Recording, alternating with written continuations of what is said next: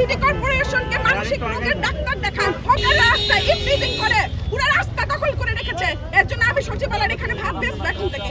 আমাকে যদি প্রধানমন্ত্রী বলে যে না তোমাদের ভাত খুব ভালো আমি খাইছি, তুমি বাসায় চলে যাও আর আইসো না, আমি তোমাকে মেট্রো রেলের পুরো স্টেশনগুলো এবং প্রত্যেকটা ঢাকার স্কুলগুলো খালি করে দিব রাস্তা, তাহলে আমি বাড়ি চলে যাব। প্রত্যেকটা মেট্রো রেল স্টেশনের আশেপাশে যত হকার আছে সব উঠাই নিয়ে যাইতে হবে। উঠাই নিয়ে যমুনার বাইরে দেখ, মেট্রো রোডে দেখ, আর সচিবালয়ের বাইরে তো ভালো বিক্রি হয়, আমি তো দেখলাম এখানেও দেখ। আমার ভাতের পাতিল টাতিল সবকিছু নিয়ে চলে গেছে পুলিশ, আর আমাকে টেনে হেঁচড়ে রাস্তায় নামাই দিয়ে গেছে। সচিবালয়ের বাইরে ভাত বিক্রি করা যাবে না কেন?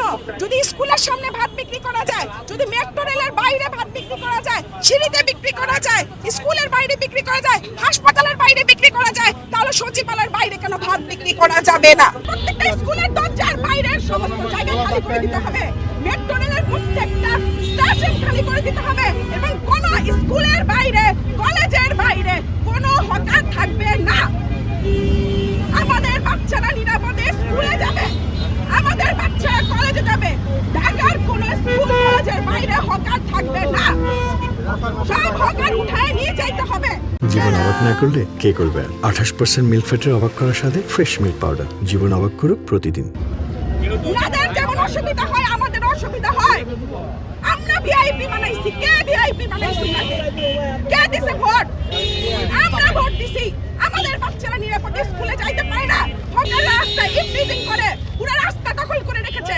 এর জন্য আমি সচিবালয়ের এখানে ভাত বেচবো এখন থেকে। সিটি কর্পোরেশনকে মানসিক রোগের ডাক্তার দেখান, কারণ সিটি কর্পোরেশন বলে যা 1 মিনিটেই একেবারে ভুলে যায়, সব ভুলা হয়ে যায়। এখন ওই সমস্ত পুরাতন কথা বাদ। আশ্বাস পেলে তো আর রাস্তার মধ্যে বসে থাকতাম না। আশ্বাসও পাই নাই, কোনো কার্যক্রম চোখে দেখি নাই। আমাদের স্কুল আমার থেকে হকার আশেপাশ থেকে উঠাই নিয়ে যেতে হবে। আমাদের বাচ্চারা যেন নির্বিঘ্নে রাস্তা দিয়ে স্কুলে যাইতে পারে এবং আমাদের প্রত্যেকটা মেট্রো রেল স্টেশনের আশেপাশে যত হকার আছে সব উঠাই নিয়ে যাইতে হবে। উঠাই নিয়ে যমুনার বাইরে দেখ, মেট্রো রোডে দেখ, আর সচিবালয়ের বাইরে তো ভালো বিক্রি হয়, আমি তো দেখলাম এখানেও দেখ। সিটি কর্পোরেশনের চোরেরা বসেছে তাই উদ্যোগ দিচ্ছে না। প্রধানমন্ত্রীর ইচ্ছা থাকলেও তাদের কোনো অগ্রগতি নাই। প্রধানমন্ত্রীর কি দায়িত্ব যে গাড়িতে চড়ে উনি কোথায় কোথায় ময়লা দেখবে? এটা প্রধানমন্ত্রীর দায়িত্ব নয়, কিন্তু তারপরে আমাদের প্রধানমন্ত্রীকে এটা করতে হচ্ছে চাপ প্রয়োগ করার জন্য। তার মানে অবস্থা বুঝেন আমরা কত খারাপ অবস্থায় আছি। ভাতের পাতিল একজন বাবুর্চি, উনি আমাকে এই ভাতের পাতিল দিছে। এখন এই ভাতের পাতিল যদি আমাকে ফেরত না দেয় আমি ওই লোককে কোত্থেকে দিব?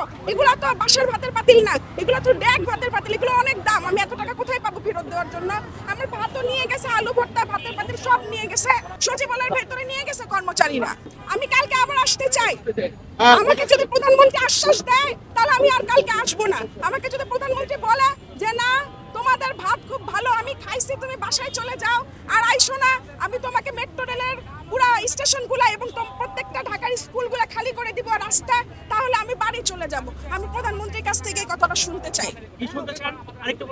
আমি প্রধানমন্ত্রীর কাছ থেকে শুনতে চাই আমার ভাত খাওয়ার পরে বলবে যে তোমাদের ভাত ভালো, আর বলবে যে এখান থেকে তুমি চলে যাও, আমি মেট্রো রেল স্টেশনের সমস্ত রাস্তাগুলো খালি করে দিচ্ছি এবং ঢাকার কোনো স্কুলের বাইরে ডানে বামে সামনে কোনো হকার থাকবে না।